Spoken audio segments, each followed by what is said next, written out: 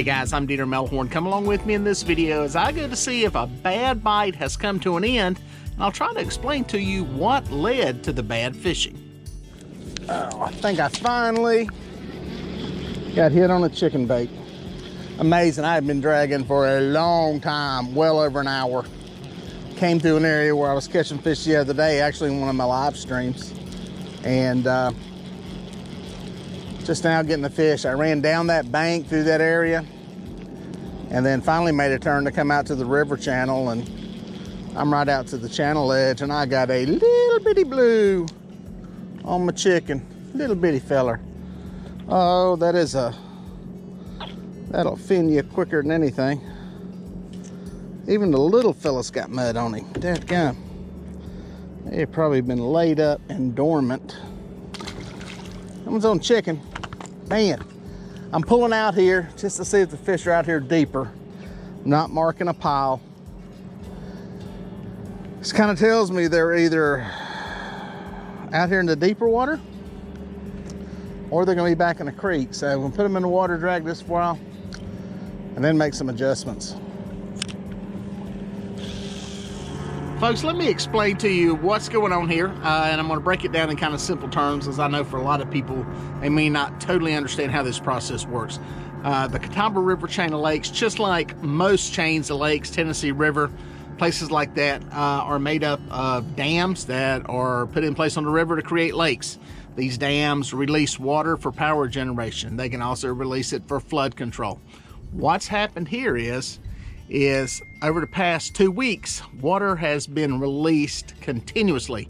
Normally, water releases take place intermittently depending on peak power demand. They're used for electrical generation, so if it's really hot, they'll release water, turn the turbines, create electricity, and then if it's really cold, they'll release water. It's kind of on and off. It's not a constant flow, generally speaking. However, when we get a lot of rain like we had a hurricane come through, remnants of a hurricane system, water was, the lakes went up above flood stage. So they had to move the water out to basically prepare for the next rainstorm.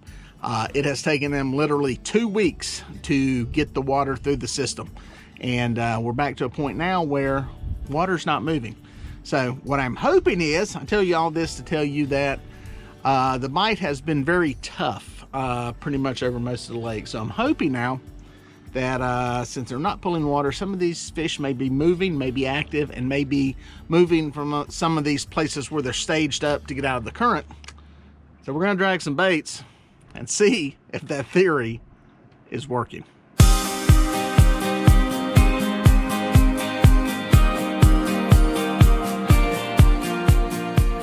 Well, while I truly love the beautiful fall weather, the beautiful colors, a calm day, moderate temperatures, fishing is hideous. I have covered a lot of water today. I've tried a lot of different places, depths, ranges. I just made a long run back up the lake to try a totally different section than what I've been fishing. One fish, guys, is all I have to show for it. The only other thing I can think that I've got stacked against me is that there is a very bright moon. We're approaching a full moon, and generally that means there's a narrow feed window where fish feed. They're gonna feed, but usually that window is very narrow and it's a time of day bite, and it can vary. So all I can do is keep fishing. I'm dragging another place. I've got probably, I don't know, we've probably got about an hour and a half before dark. So I'm gonna see what can happen. I don't know what the next plan is. I'm coming across another section here with a big flat, a river channel, and then a steep hump on the other side of it. I'm gonna try that. That's all I can do is cover water.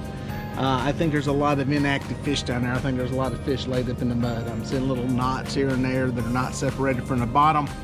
And I think it's fish laid up on the bottom or in the sill. So I don't know, not marking a lot.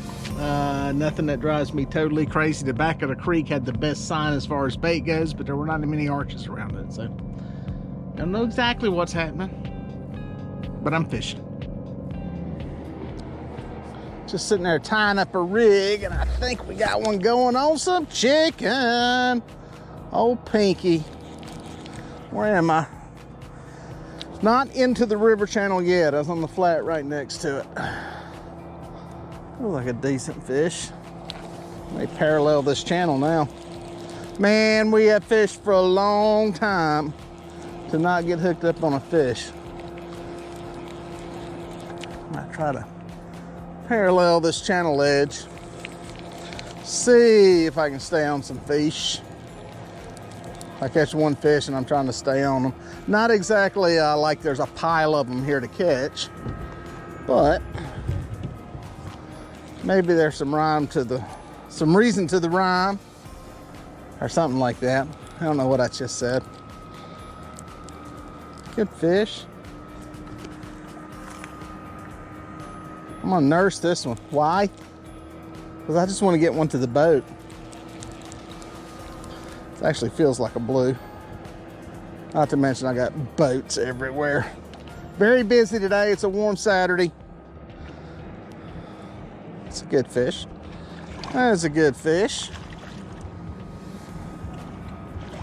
Let this boat get by so we don't have to deal with them stopping and talking.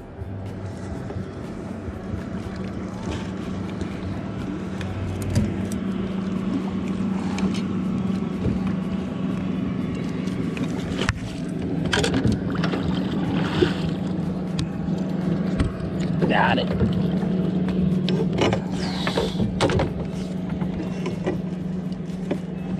Sorry about that sun. There he is. Good looking fish. Hooked really good. Chicken. That's what's for dinner.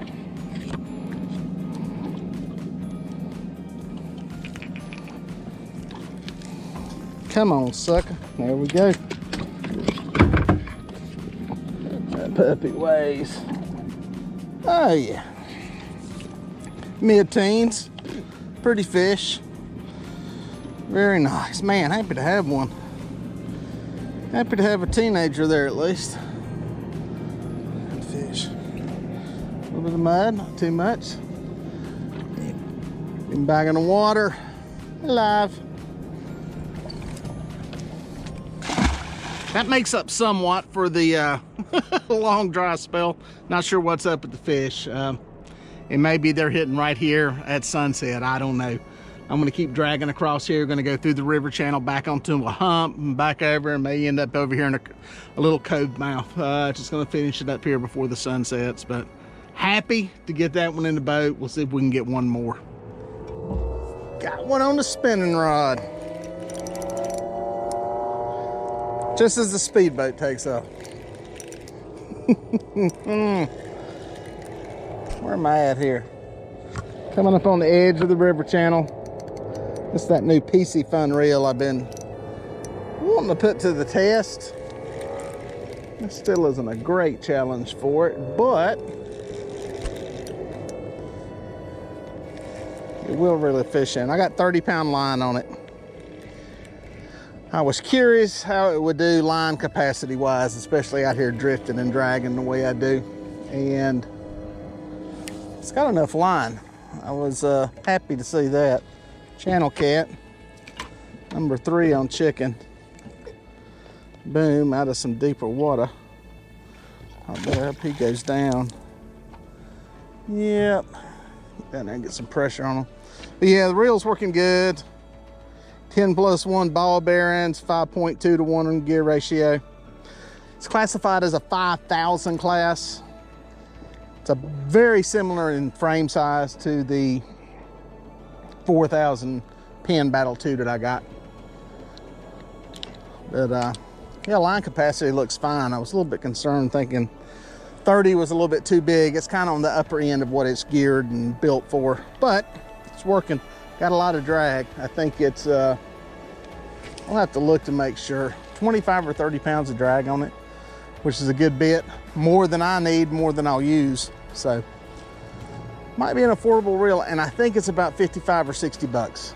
I'll get a video out on it and talk more about it. But it's called a Viper X from PC Fun.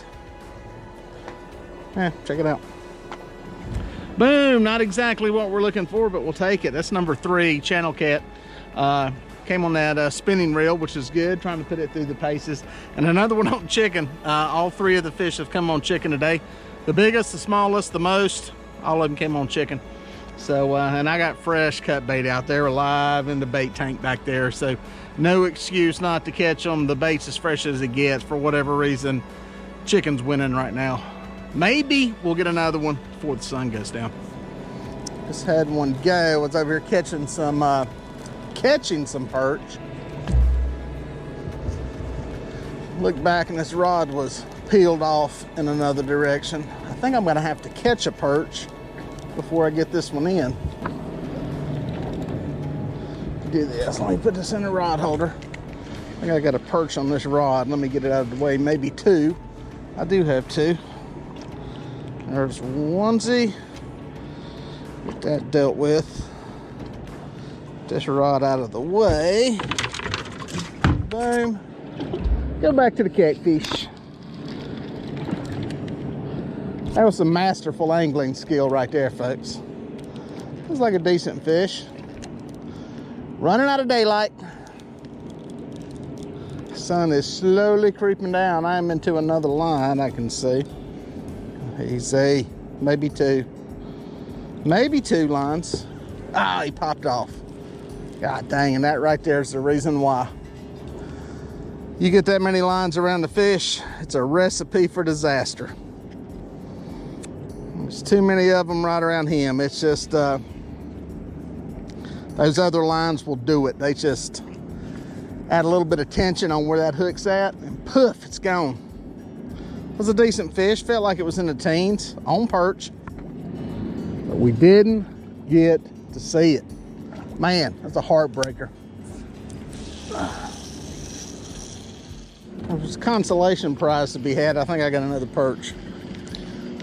There seemed to be some right here, two of them as a matter of fact. In the mouth of this little cove I was pulling into. We will take them. A nice little bait offering from the fish gods that we will take. Oh, look at there, a rising moon. Big moon too. Looks like it may be full or close to full. A lot of people believe that moonrise and moonset, it's a good time for animals to feed. You also hear that overhead and underfoot, it's peak feeding time. I don't know if that had anything to do with it, or it's just the fact the sun's going down, or maybe we just hit the right area. I don't get too bent out of shape on trying to figure all that stuff out. I just fish. If it happens, it happens. And that's what I did today. Covered water, covered a lot of water, tried a lot of different things. It's the way it goes sometimes. Listen, you know, a good bite's not always going to happen. A bad bite's not going to last forever. So that's kind of why I'm out here, keeping at it. Even though it's slow now, eventually it'll get good. And that's what makes the good days that much sweeter. Well, folks, if you made it this far, thank you for watching. Here are a couple more videos that I think you're gonna like. I'd watch that one and then that one. No, do that one first and then that one. I don't know, just watch them both. They're both good.